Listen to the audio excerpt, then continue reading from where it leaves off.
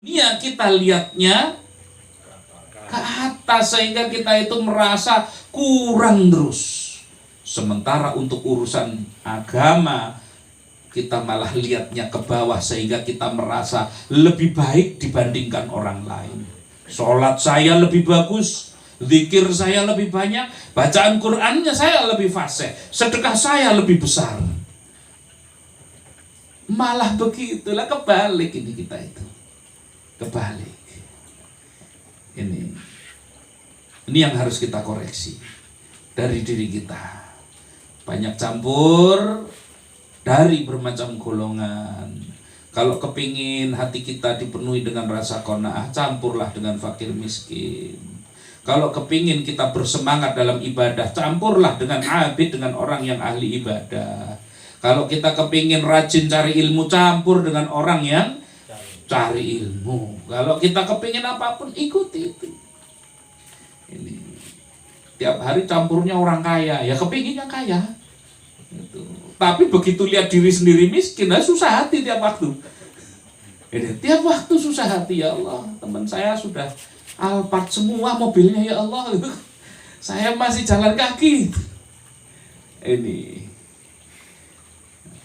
Itu seperti itu.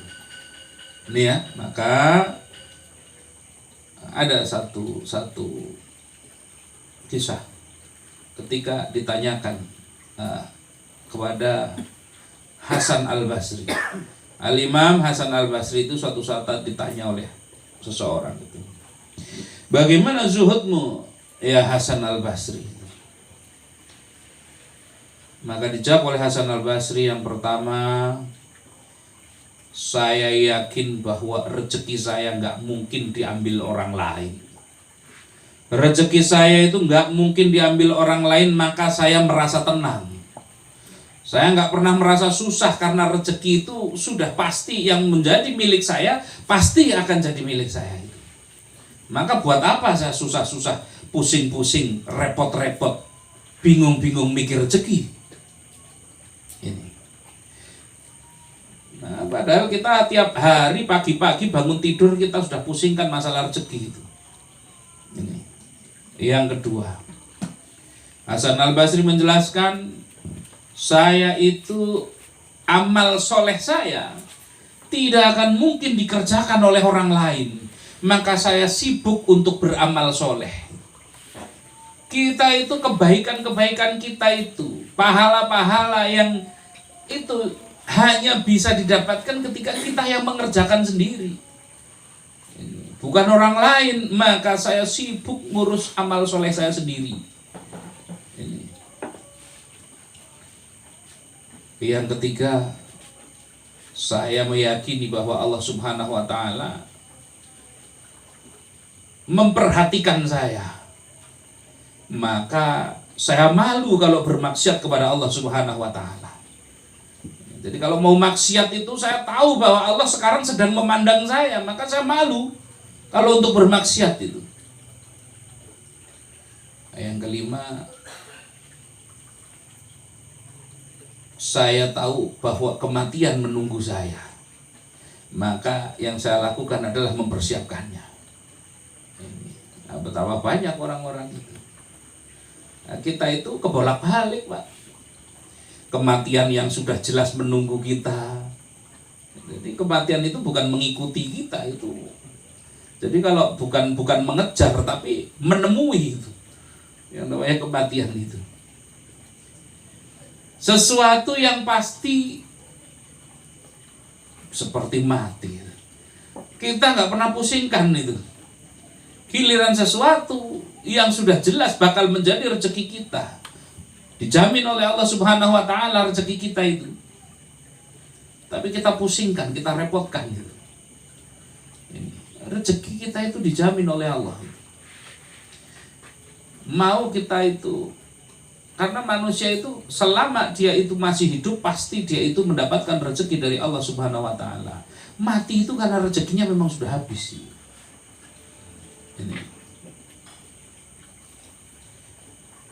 Ini maka qanaah ini harus selalu kita bangun.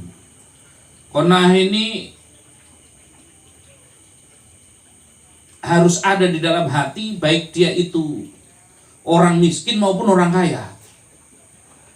Orang miskin maupun orang kaya.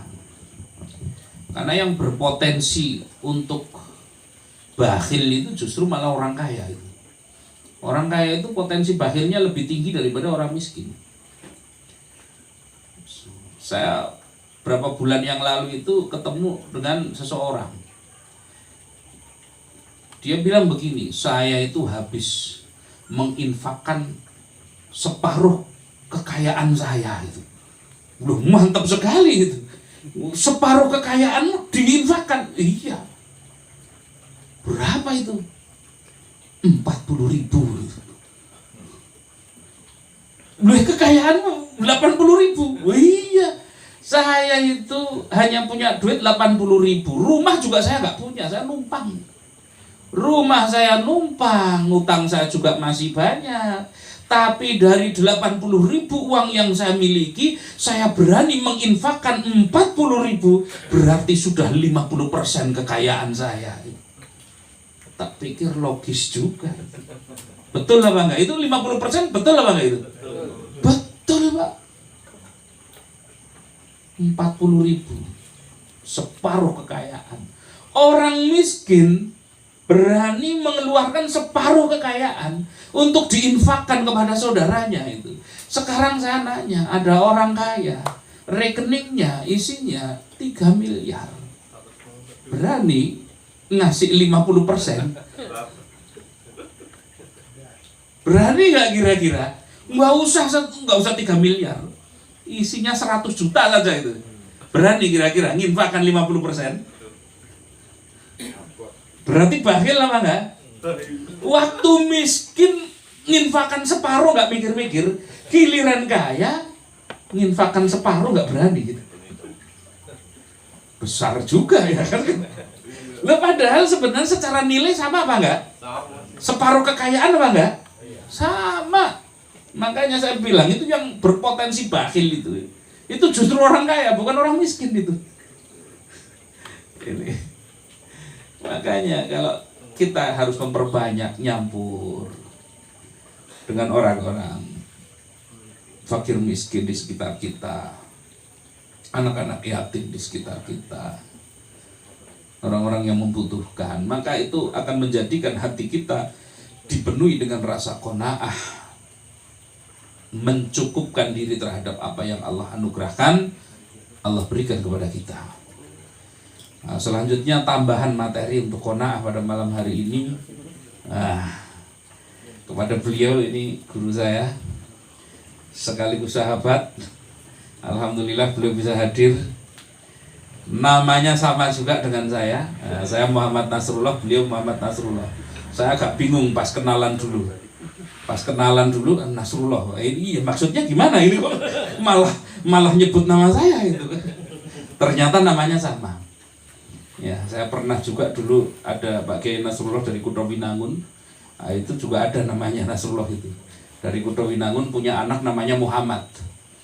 Punya anak namanya Muhammad, itu teman saya itu sekelas. Saya main ke sana, saya cari ke rumahnya, nggak ketemu. Dulu itu nggak ketemu bapaknya. Ada apa, Mas? Ini saya nyari Muhammad ini. Oh, Muhammad lagi jemput ibunya ke bandara di Jogja. Oh, nggih sampun. Mau pulang. Ada pesan apa enggak? Enggak ada pesan. Lah, ini dengan siapa namanya? Nasrullah. Siapa? Nasrullah. Siapa, Mas? Nasrullah. Baru sampai, iya lah, yang tak ajak ngomong ini namanya Nasrullah juga itu. Mungkin dikiranya saya itu enggak sopan itu. Iya, ini sama ternyata. Jadi anaknya namanya Muhammad, bapaknya namanya Nasrullah. Saya Muhammad Nasrullah dan beliau juga Muhammad Nasrullah juga. Nah, ini alhamdulillah.